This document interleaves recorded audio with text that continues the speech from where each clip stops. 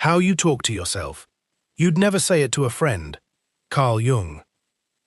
Carl Jung observed that the psyche is not one voice but many, and that some of those voices speak with an authority the ego never granted them. Here is where we start, plainly. Goethe wrote in Faust, "Two souls, alas, dwell within my breast," and Jung returned to that line again and again across his working life, not as poetry but as clinical fact, because he had sat across from patient after patient who described exactly this, a civil, competent daytime self, and beside it, sharing the same skull, a second voice with none of that civility at all. And the connecting truth is this: the tone you use on yourself in the quiet hour before sleep is very often not your voice at all. It is the voice of that second tenant, and you have been paying its rent without ever checking the lease. So let's do the quick work before the teaching. 3 things. First, I stop assuming the harsh voice is simply me being honest with myself. Second, I notice that a friend making my exact mistake would receive my patience without a second thought. Third, I get curious about where that other tone actually came from. Say it with me. I make the unconscious conscious. And again, I make the unconscious conscious. And I would gently say, if this is the first time we've sat by this fire together, subscribe, so tomorrow's teaching finds you the same way this one did. Before the keys, a small ask. If any part of what I just said landed somewhere private in you, type the 2 words "face it" in the comments, not as a performance, just as a marker, a way of saying, yes, I heard that one. The first key is, the double standard itself is not a character flaw, it is evidence. Imagine a woman who misses a deadline, and when her colleague misses the same deadline, she says, "These things happen, we'll fix it," and when she herself misses it, she lies awake calling herself lazy, careless, a fraud who was always going to be found out eventually. Notice the asymmetry. Same event, 2 entirely different courts, one lenient, one merciless. And here is what Jung would not let you skip past. That merciless court is not evidence of your deeper truth about yourself. It is evidence that something in you is speaking with a voice that is not fully yours. And consider a second scene, just as ordinary.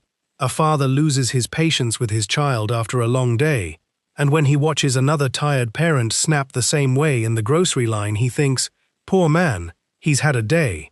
And when it is his own voice that snapped, he goes home and silently rules that he is failing as a father, that he is somehow worse, colder, less capable of love than the man he just forgave in the grocery line. And if you stop and actually look at that, the facts were identical. The tiredness was identical. The outburst was the same size. Only the subject standing in the dock had changed. And that alone should stop you. Because if reality itself had truly changed between those 2 moments, the verdict would make sense. But reality did not change. Only the courtroom did.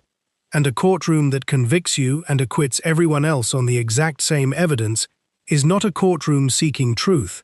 It is a voice with an agenda of its own. Jung wrote, "Complexes can have us," from CW 8, paragraph 200. And that line was never meant as metaphor. He meant it the way you'd mean it about weather. A complex is a cluster of thought and feeling and memory that has enough charge to act on its own schedule, and when it fires, it borrows your mouth and speaks in the first person, so that the sentence arrives as, "I am careless," or "I am a failure," when the more accurate sentence would be, "A complex in me just spoke," and called itself I. This is not a small distinction, it is the whole hinge, because you cannot argue your way out of a verdict you believe is simply you describing yourself accurately, but you can get curious about a guest who has been impersonating the host, and once you start looking, you notice the same pattern everywhere, in the friend you forgive instantly, and the self you cannot forgive at all, for the identical offense. The harshness you'd never speak to a friend is not your honesty, it is a visitor, wearing your voice. I do not confuse the guest for the host. The second key is, that voice has its own name, in Jung's system, a splinter psyche, and it is worth sitting with that phrase for a moment because it is more literal than it sounds. Jung's early laboratory work at the Bergholzli Hospital was built around what he called the word association experiment.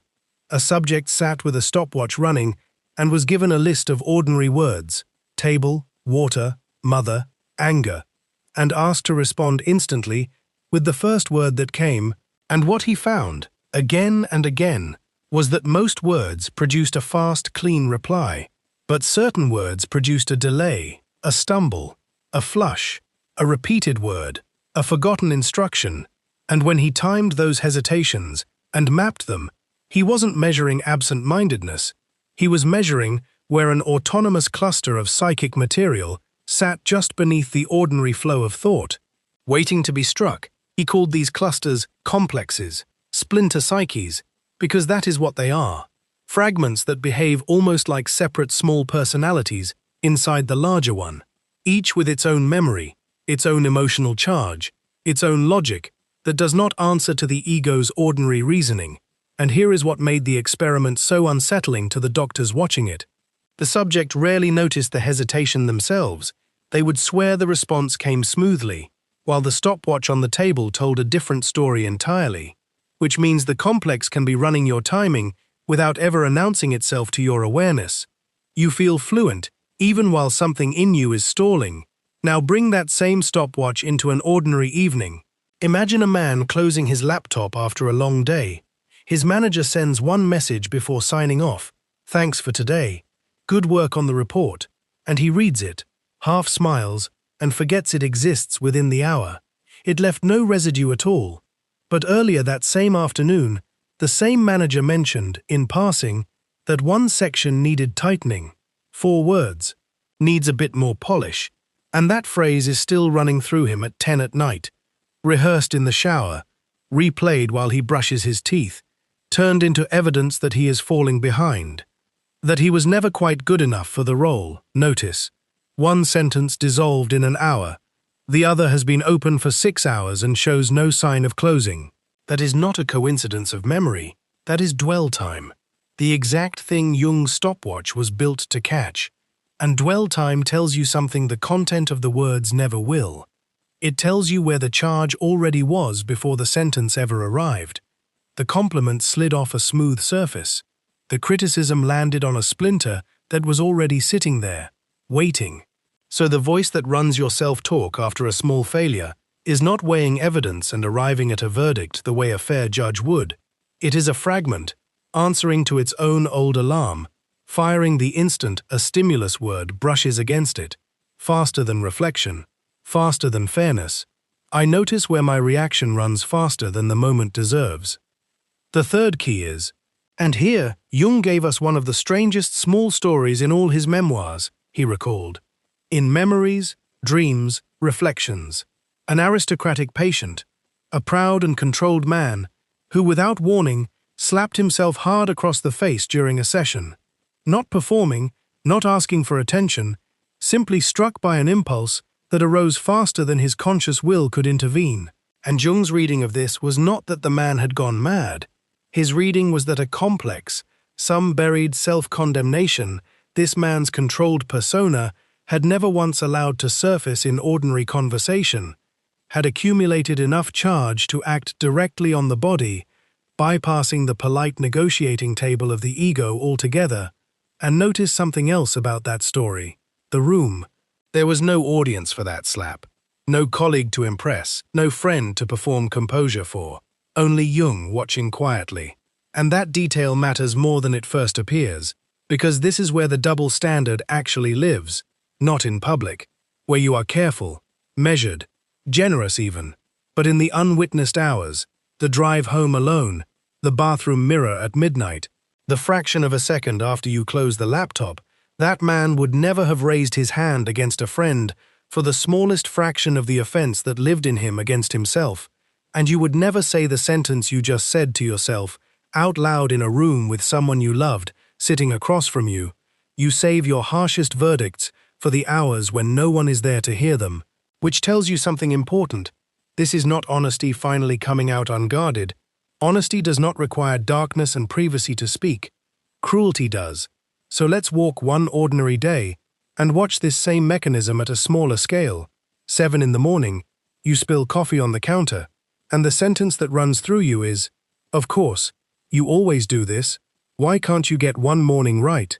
9 in the morning, a colleague spills the same coffee in the break room, and you say, "Don't worry about it. Happens to everyone.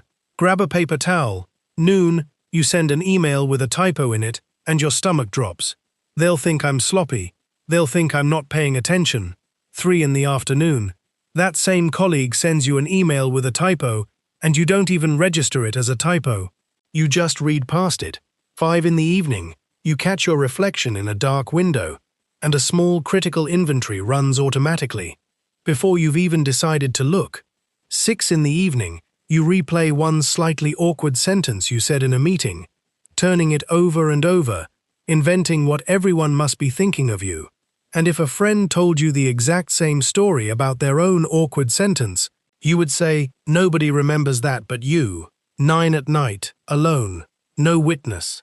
The volume of the inner voice rises, because it always rises when it thinks no one else can hear it. By the time you're brushing your teeth at 11 that night, you have run an entire courtroom against yourself, for offenses that would not survive 30 seconds of scrutiny if a friend brought them to you. And here is the part worth sitting with. A courtroom with no outside witness never has to answer to anyone. No cross-examination, no appeal, no one in the room to say, "Wait, that verdict seems excessive."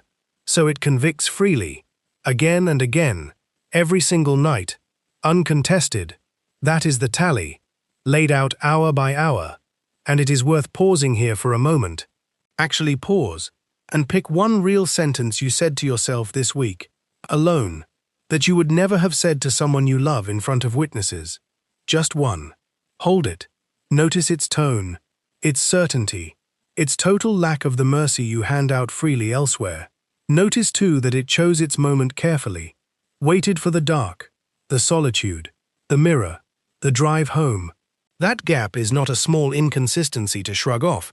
It is the fingerprint of a splinter psyche running the evening shift. And it depends on privacy to keep running unchallenged. The slap the proud man gave himself was only the loudest version of a thing you do quietly, in words, most days, without ever raising a hand, and without ever calling a single witness. I have run a private courtroom, and I am closing it for review. The fourth key is, and this is the single most reliable test Jung ever offered, for telling the complex's voice apart from an honest, proportionate conscience. Disproportion, a real ethical response to a real mistake, is calibrated. It fits the size of the thing. It says, "That was careless. Fix it. Don't do it again." And then it is finished. It does not linger past its usefulness. But the complex's voice is never calibrated. It takes a missed email and turns it into a verdict on your entire character. It takes one clumsy sentence in a meeting and turns it into proof you don't belong in the room. And I want to give you a small scene to hold on to. Imagine a man who agrees to call his aging father every Sunday, and one Sunday, exhausted, he forgets, and the moment he remembers, 2 days late, the sentence that rises in him is not, "I missed a call, fix it, call him now."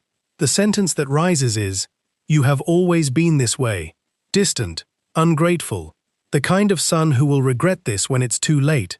And notice, if his own brother had missed that same call, this same man would have said, "You've had a hard month, call him tomorrow. It's fine, the event is identical, the sentence is not." And that gap, that exact gap, is the tell. Every single time, the content of the accusation is almost never the real issue. The issue is always the size of the reaction, measured against the size of the event. A friend forgets your birthday and you think, "They've been busy." And you yourself forget a friend's birthday and you think, "I am fundamentally unreliable. I cannot be trusted to care about anyone." A colleague shows up 10 minutes late and you think nothing of it. And you yourself arrive 10 minutes late and spend the whole meeting certain everyone is quietly recalculating their opinion of you. Once you know to look for this, you cannot unsee it. You start noticing disproportion the way you'd notice a limp in someone's walk. It announces itself before the reasoning does. It arrives fully formed, already certain, already sentencing. And here is the practical use of it. The size of the reaction is not information about the size of your failure, it is information about who is currently speaking. A calibrated response tells you the ego made an honest assessment, a wildly oversized one tells you a complex has taken the microphone and is speaking in your name, so the discipline is simple to state, even if it takes practice to live. Whenever the inner verdict lands, ask, does this fit the crime? Would I sentence anyone else this harshly for this exact offense? And let that question itself do the sorting. I check the size of my reaction against the size of the truth. Friend, before we go further, if this is helping you see something you've circled around for years, stay close, subscribe, so the next teaching finds you exactly like this one did. The fifth key is the deepest one, and it comes in 3 pieces, so let's take them slowly, one at a time, because this is the key that actually explains all the others. First, consider where this borrowed voice actually learned its lines.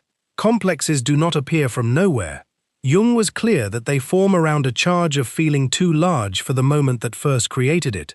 Very often early, very often before you had any real defense against absorbing another person's tone as if it were your own. A parent's impatience becomes your impatience with yourself. A teacher's contempt becomes the contempt you carry into every unfinished task. An older sibling's careless cruelty becomes the cruelty you now practice on yourself in private. None of it chosen by you, all of it recorded by you. Imagine a man in his 40s who cannot finish a piece of work without a wave of dread that it isn't good enough, and when he traces the feeling back, carefully, without flinching, he finds not a reasoned standard, but a specific voice. His father, standing over a school project decades ago, saying, "Is that really the best you can do?" The standard was never his. He inherited it the way you inherit a piece of furniture. Nobody asked you if you wanted. And consider a second, quieter example. A woman who cannot receive a compliment about her work without immediately deflecting it, waving it off, half apologizing for it. And when she sits with that reflex long enough, she finds not a principle of humility, but a specific memory. Her mother, tired, overworked, saying, "Don't get a big head about it," said so often and so early that it stopped sounding like a warning and started sounding like wisdom, like something she herself had concluded about the world. And here is the strange mechanism worth sitting with. The complex does not remain the memory of someone else's voice. Over time, it stops sounding like an echo and starts sounding like insight. It sheds the accent. It sheds the face it came from, until one day, it simply sounds like you thinking clearly about yourself. That is the disguise. And it is a good one. That is why you never questioned it. You do not hear your father in the dread. You do not hear your mother in the deflection. You hear only yourself, reasonable, measured, correctly assessing the situation. Second, consider what Jung meant when he wrote, in Ion, that when an inner situation is not made conscious, it happens outside, as fate. He was describing exactly this mechanism, not something mystical, something almost mechanical. The complex that goes unexamined does not stay quietly folded in some corner waiting for permission. It runs your responses without asking. It decides which mistakes get magnified into character flaws and which slide by unnoticed. It decides who receives your patience and who receives your contempt. And because you never traced its authorship, none of it feels like a decision at all. It feels like a fact about who you simply are. This is fate in the psychological sense Jung meant. Not some destiny handed down from outside, but an unexamined inner pattern repeating itself so faithfully that it starts to look like the shape of your character rather than the shape of an old wound. The man from a moment ago does not think, "My father's standard is unreasonable." He thinks, "I am someone who is never quite good enough," and he will defend that second sentence as though it were bedrock, when it is only the first sentence wearing a disguise. The woman does not think, "My mother was tired and afraid of envy." She thinks, "I am someone who should not take up space," and she will live entire decades inside that sentence, mistaking an inherited caution for a fact about her own worth. This is what unconsciousness costs. Not drama, not collapse, Just years quietly spent obeying a voice whose origin was never checked.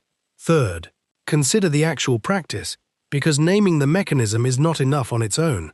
And Jung was never interested in insight that stopped at insight. His method here was not to argue with the complex. Arguing with it only proves how much authority you have already handed it. The method was to catch it close to the moment it fires, before it has finished dressing itself up as reason. What Jung students later called a trigger post-mortem. So tonight, or tomorrow, when you notice the harsh sentence has already run its course through you, before you rush to either obey it or shame yourself for having felt it at all, pause and ask 3 quiet questions in order. Whose voice is this actually? Does it carry an accent I recognize from somewhere, someone, some old room? And then, what would I say right now if my closest friend had done this exact thing in front of me? And picture it concretely for a moment. You are standing at the sink at 11 at night, the dread from an unfinished report rising in you. And instead of simply drowning in it, you ask, quietly, whose sentence is this? And something in you answers, without much effort at all, oh, that's the project voice. That's the, is that really the best you can do voice? And just naming it that plainly changes the temperature of the room. And here is the part people rush past too quickly. You are not trying to silence the voice by force. Silence by force only teaches a complex to hide better and strike from deeper cover next time. You are trying to see it clearly enough that the disguise stops working, because a complex draws its entire power from being mistaken for the whole of you. The moment you can say, quietly, ah, there it is again. That particular tone, that particular unfairness, I know exactly where this one learned to speak. The complex does not vanish on the spot. That would be too easy, and Jung never promised anything that easy. But its grip loosens. It becomes a visitor you recognize standing at the door, rather than a stranger who has already let itself in and rearranged the furniture while you were somewhere else entirely. This is slow work, deliberately slow. Jung spent decades mapping his own complexes and said plainly that this kind of self-knowledge has no finish line inside a single lifetime.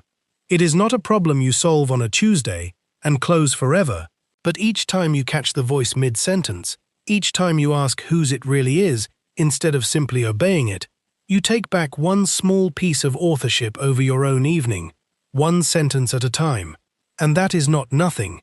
That is in fact the entire practice, done patiently, over years.